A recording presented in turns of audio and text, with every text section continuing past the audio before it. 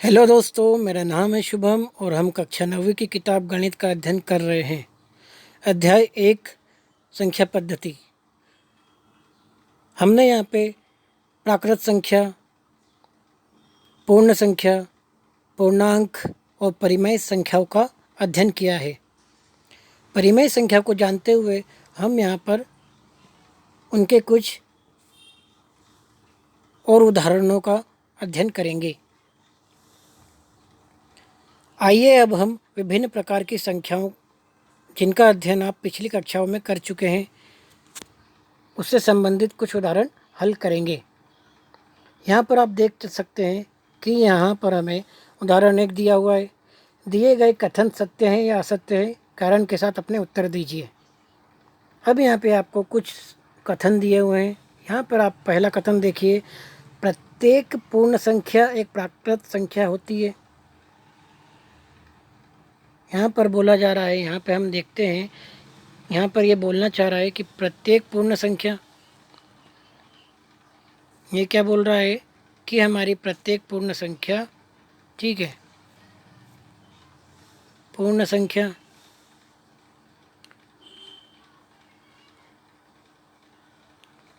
ठीक है, प्रत्येक बोल रहा है मतलब कि हर एक पूर्ण संख्या हमें पता है कहाँ से शुरू होती है, 0 से, 1 2 3, ठीक है। ये जो हर एक पूर्ण संख्याएं हैं, ये क्या एक प्राकृत संख्या भी है? नहीं, प्राकृत संख्या तो कहाँ से शुरू होती है? प्राकृत संख्या तो इतनी सी है जो कि 1 से शुरू होती है। हमारी ये पूर्ण संख्या थोड़ी ना है, क्योंकि प्रत्येक बोल रहा है ना, हर एक। प्रत्येक शब्द का मतलब क्या होता है? हर एक, हर एक। तो इसका मतलब अब इसकी भाषा समझिए। यहाँ पे क्या बोला था? प्रत्येक पूर्ण संख्या। देखो यहाँ पे लिखा हुआ है इस लाइन में, ठीक है, प्रत्येक पूर्ण संख्या। हर एक पूर्ण संख्या एक प्राकृत संख्या होगी क्या? तो हमने यहाँ पे देख लिया। आप इस प्रकार से देख सकते हैं कि नहीं, यहाँ पे प्रत्येक पूर्ण संख्या तो नहीं होगी, क्योंकि 0 जो है हमारा, वो कौन सी संख्या है? 0 तो हमारी पूर्ण संख्या है, ये तो प्राकृत संख्या नहीं होती है। इससे हमारा ये कथन असत्य हो जाएगा। अब यहाँ पे दूसरे कथन पे आओ। प्रत्येक पूर्णांक एक परिमेय संख्या होता है। क्या बोल रहा है दूसरे कथन में? प्रत्येक पूर्णांक एक परिमेय संख्या होता है। तो यहाँ पे आप देख सकते हैं, हमने अभी देखा था, यहाँ पर बोल रहा है कि प्रत्येक पूर्णांक, ठीक है, यहाँ पे क्या बोल रहा है? पूर्णांक, ठीक है। पूर्णांक में हमने क्या क्या देखा था? 1 2 3, 0, ऋण का 1, ऋण का 2। तो ये सभी क्या है? ये हमारे पूर्णांक है। और ये क्या बोल रहा है कि प्रत्येक पूर्णांक, ठीक है, एक परिमेय संख्या होता है। तो क्या हम इसे परिमेय संख्या में रख सकते हैं? 1 को, क्या ये परिमेय संख्या होगा? क्या ये परिमेय संख्या होगा? क्या ये परिमेय संख्या होगा? बिल्कुल होगा, क्योंकि हम इसके नीचे हमने 1 लगा सकते हैं। अब दोस्तों, मेन बात तो यह आती है कि क्या ये 0 भी हमारा परिमेय संख्या होगा? ये भी तो एक पूर्णांक है। अब बताओ, क्या ये परिमेय संख्या होगा? अगर हम इसको, अगर हमें खाली 0 दिया हुआ है, जैसा कि अगर हम यहाँ पे कहना चाहें कि हमारे पास सिर्फ 0 दिया हुआ है, अब आपको बोला जाए, परीक्षा में आपसे पूछा जाए कि क्या ये एक परिमेय संख्या है, अब आप क्या बुक कहेंगे? तो दोस्तों, हम इसके नीचे तो 1 रख सकते हैं, तो यह भी हमारा परिमेय संख्या होगा, क्योंकि हमने यह सीखा था कि 0 के अगर नीचे 0 नहीं होना चाहिए, तो ये परिमेय संख्या नहीं होती है। ये गलत है, ये गणित का नियम नहीं कहता है। लेकिन गणित का नियम कहता है कि हम 0 के नीचे 1 तो रख सकते हैं और ये परिमेय संख्या होगा। बस फिर क्या, ये हमारा प्रत्येक पूर्णांक हमारा क्या होगा? परिमेय संख्या होगा। अब बची क्या? माइनस। इसके नीचे भी हम क्या रख सकते हैं? इसके नीचे भी 1 रख दो। फिर अगली संख्या हो गई हमारी -1, इसके नीचे भी 1 रख दो। तो हमारा अगला कथन क्या होगा? सत्य होगा। क्योंकि हम देख रहे हैं और हमने देखा है कि प्रत्येक पूर्णांक एक परिमेय संख्या होता है। अगले कथन पे आते हैं, प्रत्येक परिमेय संख्या एक पूर्णांक होती है। तो आपको यहाँ पर देखना है कि प्रत्येक परिमेय संख्या पूर्णांक होती है। यहाँ पे हम देख लेंगे करके।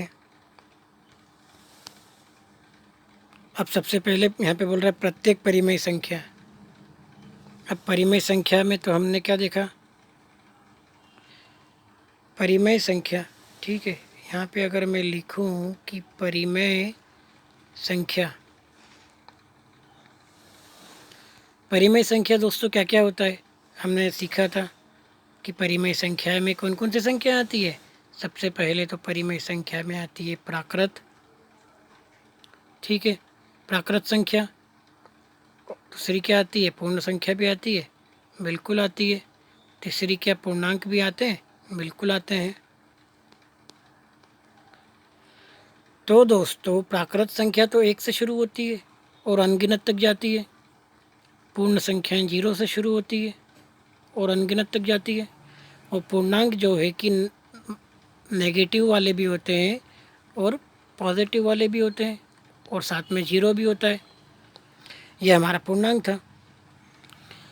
तो हम आगे देखते हैं कि हमें यहाँ पर क्या पूछ रहा था वो, कि प्रत्येक परिमेय संख्या क्या पूर्णांक होगी। तो परिमेय संख्या में अगर हम लिखना चाहे कि भैया 5/6 ये परिमेय संख्या है, बिल्कुल है।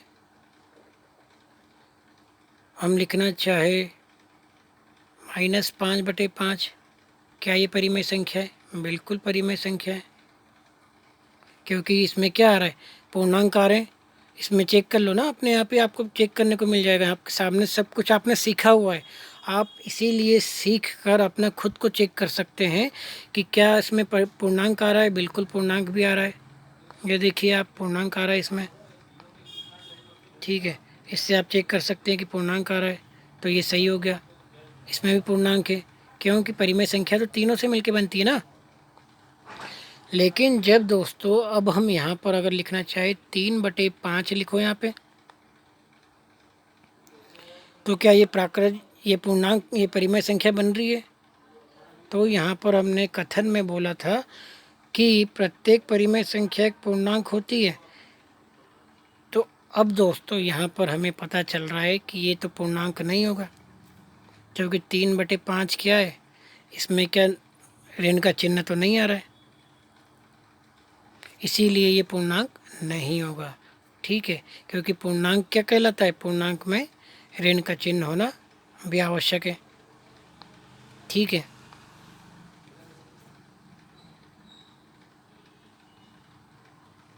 इस प्रकार से हम देखते हुए आगे बढ़ते हैं और हम सीखेंगे कि इनको, ये हमारा क्या कहलाएगा, ये हमारा गलत हो जाएगा। अच्छा, यहाँ पे हल करके भी दिया हुआ है, आप देख सकते हैं। यहाँ पे देखो पहला वाला क्या है, चेक कर लो, असत्य है। देखो यहाँ पे असत्य दिया हुआ है, क्योंकि 0 एक पूर्ण संख्या है परंतु प्राकृत संख्या नहीं है, बिल्कुल सही बात, हमने चेक करके देखा। दूसरे वाले में प्रत्येक पूर्णांक एक परिमेय संख्या होती है, सत्य है, ये हमारा सत्य आया। सत्य है क्योंकि प्रत्येक पूर्णांक m/1 के रूप में लिखा जा सकता है। देखो हमने कोई सी भी संख्या लिखी थी, उसके नीचे 1 लिख दिया तो हम लिख सकते हैं, इसीलिए ये परिमेय संख्या होगी, ये भी सही है। तीसरा क्या हुआ कि प्रत्येक परिमेय संख्या एक पूर्णांक होती है। अब हमने इसको चेक करने की कोशिश करी, ये असत्य हमारा, देखो असत्य निकला, ये भी सही है, क्योंकि 3/5 एक पूर्णांक नहीं है, तो हमारा ये भी सही हुआ। आगे बढ़ेंगे तो हम देखते हैं उदाहरण के रूप में, ठीक है। अगला उदाहरण हमें दिया हुआ है, अब हम इसे करके देखेंगे। उदाहरण 1 और 2 के बीच की 5 परिमेय संख्याएं ज्ञात कीजिए। ये उदाहरण अब हम अगली वीडियो में देखेंगे। दोस्तों यहाँ पर मैं कोशिश कर रहा हूँ कि वीडियोस को छोटे से छोटे रखूँ, ताकि आपको जो समझाना चाह रहा हूँ वो आपको अच्छे तरीके से आप तक पहुँच जाए। नहीं तो मेरे बड़े बड़े वीडियोस बनाना और जल्दी जल्दी ख़त्म करने से आप तक जो पहुंचाना चाह रहा हूं वो नहीं पहुंच पाएगा और आप सीख नहीं पाएंगे। अगर आपको मेरे वीडियोस पसंद आ रहे हैं और समझ में आ रहा है तो दोस्तों कमेंट कीजिएगा और अपने दोस्तों तक शेयर कीजिएगा और आप मुझे बताइएगा कि मैं किस प्रकार अपने वीडियोस को और अच्छा बना सकूं। धन्यवाद दोस्तों।